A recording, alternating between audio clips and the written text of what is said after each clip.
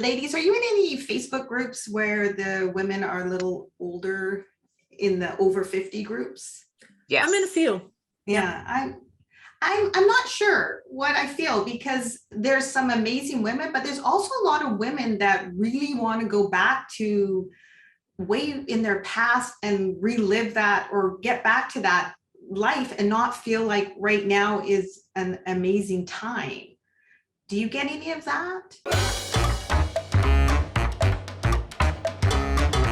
I do. I see that. And I have like 2 points that came to mind on that. One, yes, I felt like that, but I wasn't in a good place in my life when I felt that way. So you felt like you wanted to go back at a certain Yeah. point in your life that Right. right now wasn't good Right. enough for you. Like I wanted to go back. Okay. Yes. But I wasn't at that point when I felt it, I wasn't in a good place. So I thought if I went back, I could redo.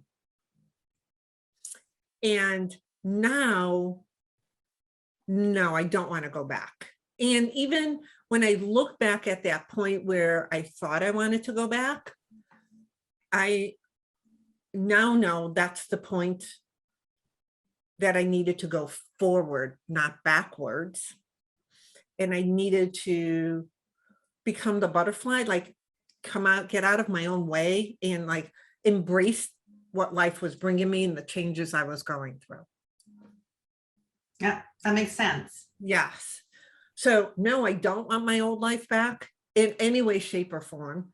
I love my memories, even my bad ones, because I truly believe, like I heard someone say once, if you could change one thing in your life, what would it be? Or what do you regret in your life? And he actually came back and said, nothing. Because if I changed it, I wouldn't be who I am now and have the people I have now in my life. Yeah. And that struck hard with me. And that's something that I constantly remind myself of, because I wouldn't have been where I am right now at this point in my life if I changed anything. Mhm.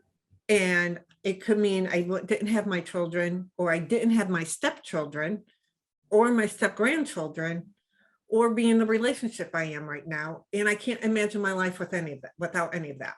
So no, I think you hit on a really important point, that the women who are in the groups that are saying, I want my own life, my old life back, are probably not in a good place, and they want to go back to a place of certainty. The future is uncertain. They don't understand what's around the corner. They don't understand what's ahead. That's very scary. So it's easier to go back to a time and place in your life where there was certainty, happiness, joy, whatever it is that whatever emotional state it is that they're trying to, recreate. So I think that's why a lot of the women say, I want my old life back. Yeah. Is because they want that portion of it. Certainty is creating certainty when there isn't any is sometimes difficult to do. Like it's sometimes difficult to step into that place and go, I don't know what's going to happen, but I am capable enough to figure it out.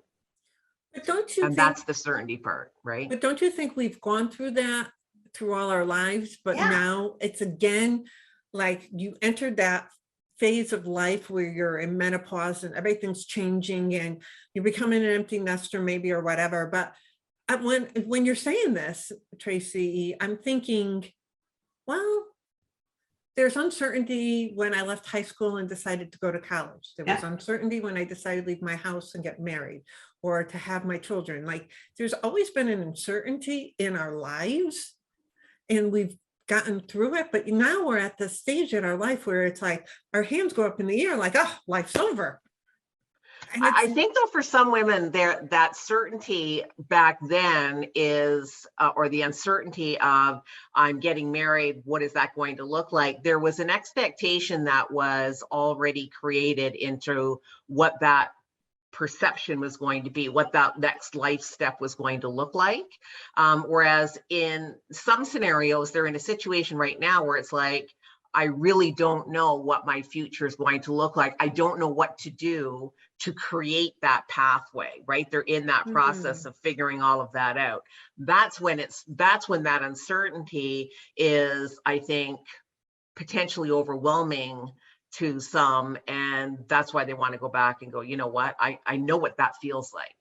Right? When I was 25, I know what that felt like. I know what to expect. I know what's going to happen. It's all going to be okay. Don't you think that's kind of romanticizing what you were in, like in my 25, like at 25, I was freaking amazing, but I also was not freaking amazing because I didn't know what was coming, and I didn't know, what choice I was going to make and what was going to happen. So we kind of put a little bit of, what do you call them, rose-colored glasses on our life and go, oh yes, that was my best time and all this.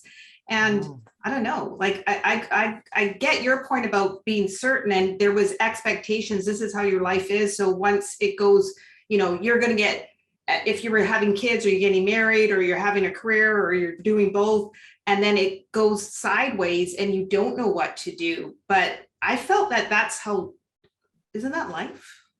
Oh, for sure. Right. But like, we all, as I mean, because the uncertainty can create fear, right? It's like, I don't know what's going to happen. That's scary. That's scary stuff, man. I don't want to deal with that. So our brain automatically defaults to what it wants to do, which is to create safety. Right. Which is why we don't make decisions for a lot of stuff in the first place, right? Because it's like, oh, you know what, I don't know what that's gonna look like. I don't know how that's gonna turn out. So I'm just going to create overwhelm about this. Therefore, I don't have to make the decision and I don't have to enter into that arena. Which is a decision. For sure, it is. It's a decision to stay there, but it's safer to stay there, and it's less scary, even though you feel like you have all this drama about what's going on. It's still known, right? You know what's happening. You don't know what's going to happen when you step out of that. Do you think, though, some of that is what society has put on women getting older? Like, I want my old life back. I'm now in menopause. I'm getting old. I think it goes back to some of that I think is the older person, like the older woman, the woman who's in those groups that are some of the groups that I belong to that are over 50 that are saying that kind of thing. Yes. I also think, though, that mortality as we get older becomes more, I don't know what the right way to say it is. I was going to say it's in your face. It's sort of like I think you have moments of, oh, you know what? I'm this old, right? Like, it's not like I'm not 25 and have my whole life ahead of me. Not that any of us ever know. I appreciate that fact too, but it's like there is that whole perspective of the older I get, the more I do realize that there's an end here. Right? And I know when I was 25 and 30 years old, that was like so far down the path for me. I didn't even consider it. Now that I have a grandchild, that perspective of age for me is even more relevant, because we tend to think of people in terms of timelines, right? So it's like, oh, when they're this age, or when they're going to school, or when this happens, or whatever. And I immediately go, I'm this old, I'm this old, I'm this old. Not because I'm like dramatizing how old I am. It's just, it's a reference point. Yeah, it is. And also how you're going to experience it, right? Like you go, oh, my grandchild's going to, if they choose to get married, I'll be this age. Can I enjoy it the way I want to enjoy it because my grandchild's getting married, or they're traveling or whatever, right? Yeah. So I tend to go, what do I need for optimal health so I can enjoy that experience? What do I need to do? And I was just going to say, what would you tell a woman who was standing in front of you and you said, I want my old life back? I mean, first of all, I want to know what was so great about the old life. Like, what is it she's seeking that she doesn't believe she has right now? Because whatever it was she had back then, she has now. Right? Like, whatever we tend to want to feel an emotional state. That's what we all want. We want to feel something, right? That's why we do what it is that we do, to create joy, to create happiness, that feeling of accomplishment, right? There's all of those emotions. And it's like, what emotion do you think you don't have right now? Because if you had it, you can experience it again. You can experience any emotion you want by creating the state and the thoughts that are going to put you in that state. I mean, you can go back and think about when you go back and say, I want to go back to my old life, you go back to that emotional state because you're thinking about all the things that were taking place in your life at that point. You are actually creating that state for yourself right now. So you can experience that and not have to say, I want to go, I want to go back to that state is almost like I can't feel that now. And that's what the challenge is. It's like, you can actually feel that right now if that's what you want to feel. Right. Yeah. Do you think though that, so if you're over 50, 60, you were brought up in a certain way of thinking, and you touched on it earlier about expectations. And so our generations, there was expectation that this is how your life would roll out. Now, what's going on with my kids and you know, their expectation is we don't know what the next day will bring. So their expectation isn't like, I don't think they'll go back and go, oh, I can't wait to, you know, want to be 20 in the pandemic, right? Or I wanted to be around when potential World War III was going to happen, you know? So like, because we had everything kind of rolled out in front of us, it's harder at this age to see that we have these opportunities and we can go back and just try to recreate that feeling where we are now. I think what we need to do is encourage the kids to realize that the script can be written for them. They can write their own script. They can decide exactly what it is, what path it is they want to take, how they want to feel, what they want to do. They don't have to have the expectation that we grew up with, that, oh, you're going to go to school, then you're going to get married, you're going to have 2.5 kids, and you may or may not have a career. That'll depend on, you know, where you live. You'll have the house with the white picket fence and you're going to live happily ever after, right? I mean, that was sort of like, that was the fairy tale that was, you know, given to me, that that's what was going to happen in my life.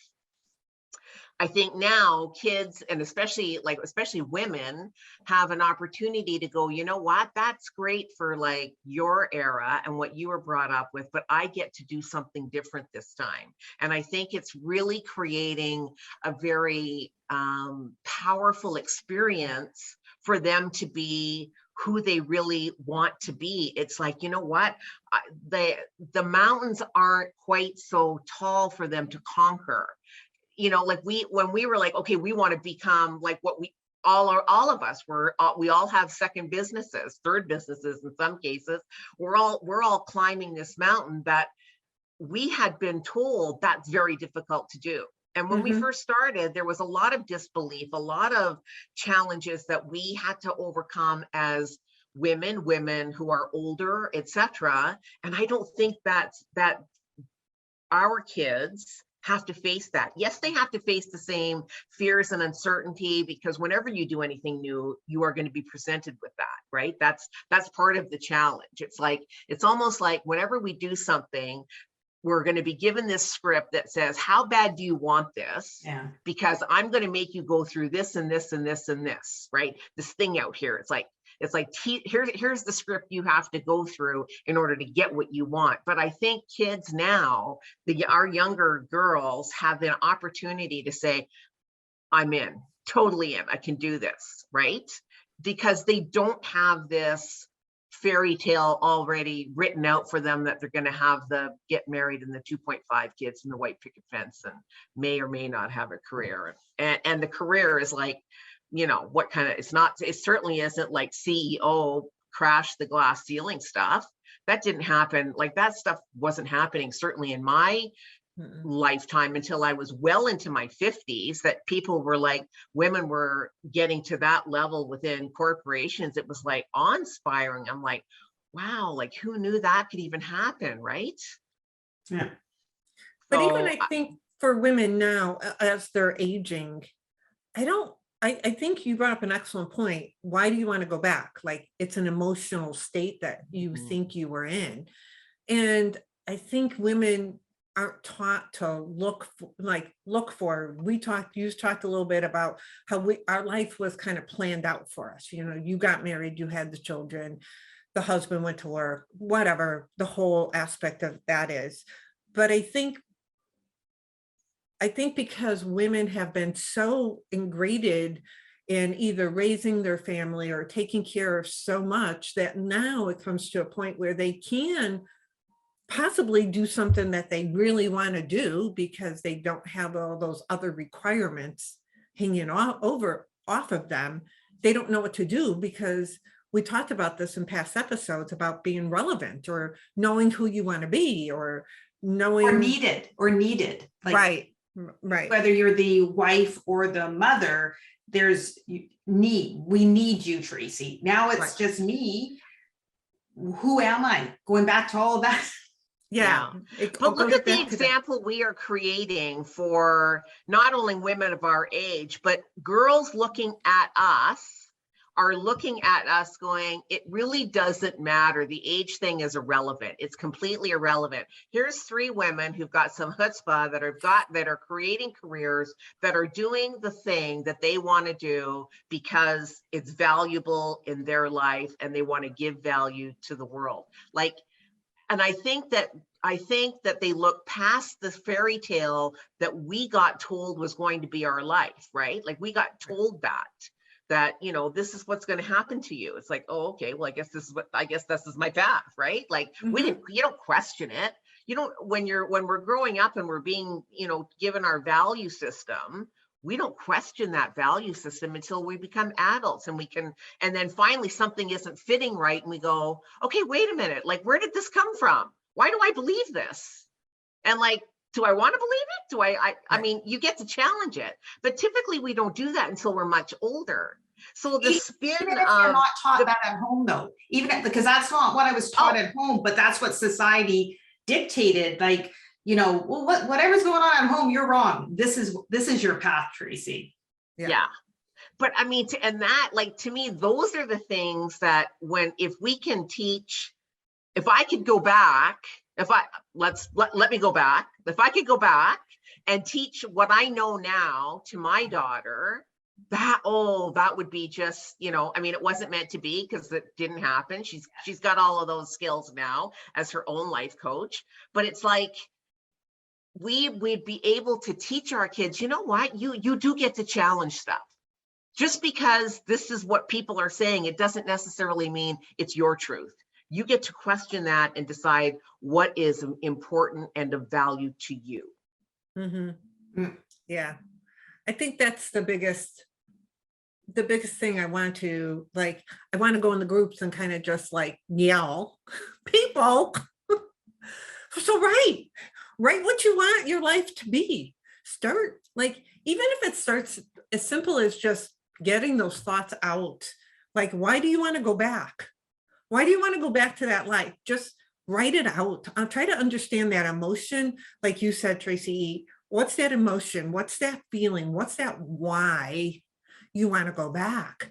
And just start, you know, I think people sometimes put the absence of pen to paper sometimes, because you can release so much emotion and energy when you do that, just as whether it's a release form or something for you to organize your thoughts. Either way, both ways are good. And try to understand why you want to go back there, and what was the emotion that you want from back then, and how do you get that emotion moving forward. Don't go back. If there was I lived in Connecticut and I had this beautiful house on the lake, and that's when I was the happiest.